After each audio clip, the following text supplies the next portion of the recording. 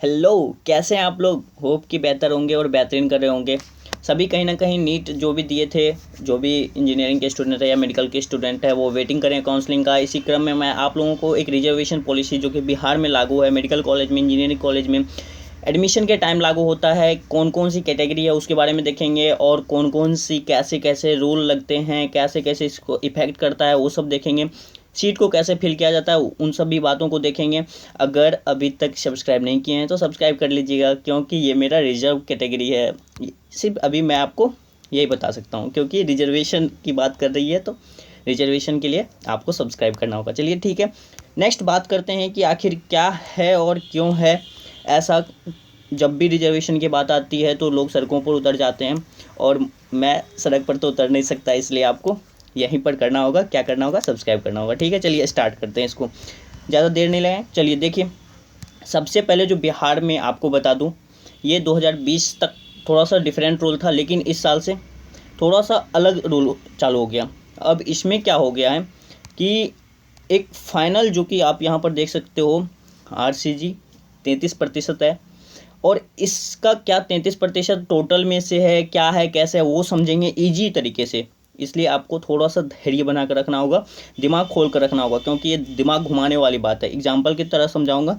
सबसे पहले मैं आपको बता दूं कि ये सब जो जनरल में 43% दिखाया हूँ, ABC 18%, BC 12%, SC 16%, ST 1%, EWS 10%। ठीक है, आप बोलेंगे कि नीट के रिजल्ट में मेरा तो EBC BC नहीं है, जनरल नहीं है, तो आपको बता दूं कि BC और EBC किस में आता है?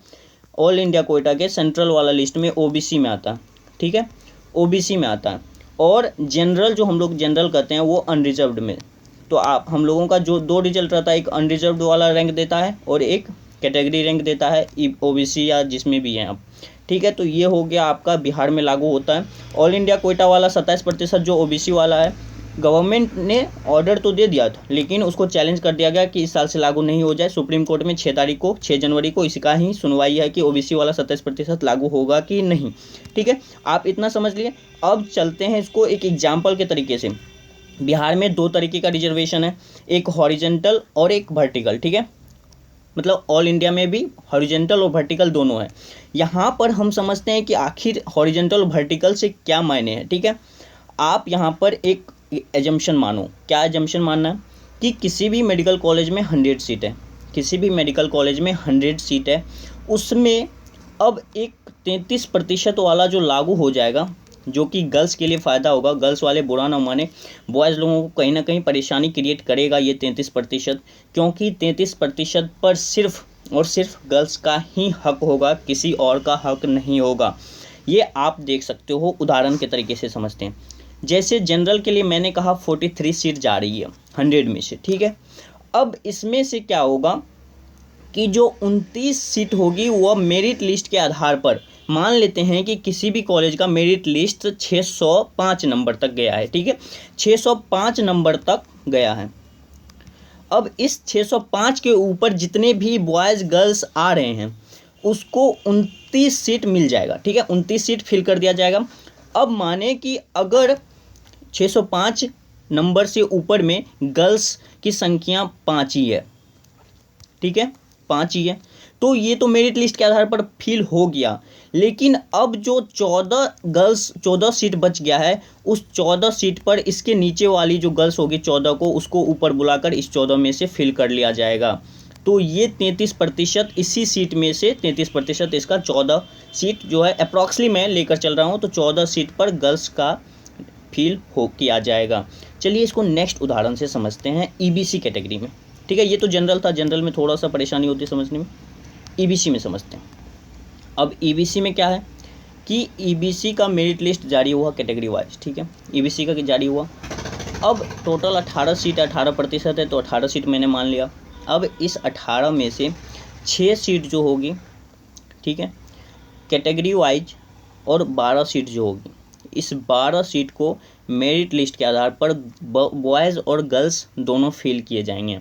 यानी अगर आपका 600 जा रहा है EBC का कट ऑफ, तो 600 से ऊपर अगर गर्ल्स हैं, बॉयज़ हैं, तो 12 सीट में तो दोनों चले जाएंगे मेरिट लिस्ट के आधार पर, मेरिट लिस्ट के बेसिस पर।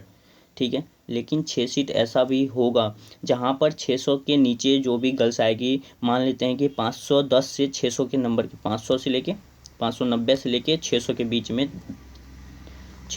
में 6 गर्ल्स आ गई, तो इस 6 गर्ल्स को उठाकर इस 6 सीट पर फिल किया जाएगा। तो ये जो गर्ल्स वाला है इसको कहते हैं हॉरिजेंटल। इस सीट पर किसी और का हक नहीं होगा, सिर्फ और सिर्फ गर्ल्स का ही हक होगा। यानी इस 12 सीट पर बॉयज़ और गर्ल्स दोनों जाएंगे, लेकिन इस 6 सीट पर सिर्फ और सिर्फ गर्ल्स जाएंगे। यानी 33% ओवरऑल नहीं है, उस कैटेगरी के जो भी हैं ईबीसी वाले 18 सीट है उसमें से 33% का सीट जो है ईबीसी कैटेगरी की गर्ल्स को चला जाएगा, और 12 सीट पर मेरिट लिस्ट के बेसिस पर बॉयज़ और गर्ल्स को फिल कर दिया जाएगा। अगर इस 12 सीट पर में भी बच जाता है सीट, उसके बाद नीचे वाले स्टूडेंट को ऊपर ले जाया जाता है। ठीक है, हॉरिजॉन्टल और वर्टिकल को आराम से समझेंगे ग्राफ के मदद से। चलो, अब ठीक वैसे ही बीसी कैटेगरी में भी है कि 12 सीटें 12% सीट है, तो उसमें 8% मेरिट लिस्ट के आधार पर बॉयज़ गर्ल्स को फिल कर लिया गया है।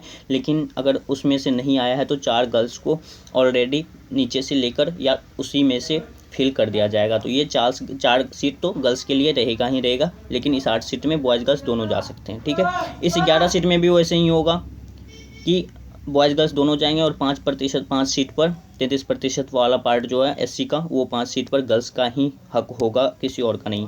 एसटी का भी 1 सीट है, तो 1 सीट में मैंने हाफ सीट मान लिया, यानी किसी की भी प्रोबेबिलिटी है कि किसी को भी ले सकते हैं। तो मेनली किसका होगा, 33% गर्ल्स भी है तो गर्ल्स का लग जाएगा, तो फिर उस गर्ल्स को फिल किया जाएगा, बॉयज़ को नहीं लिया जाएगा। ठीक है, तो उसी तरीके से ईडब्ल्यूएस में 10 सीट है, इकोनॉमिकली वीकर सेक्शन है, जिसमें 7 बॉयज़ गर्ल्स जाएंगे, लेकिन 3 में सिर्फ गर्ल्स जाएंगे।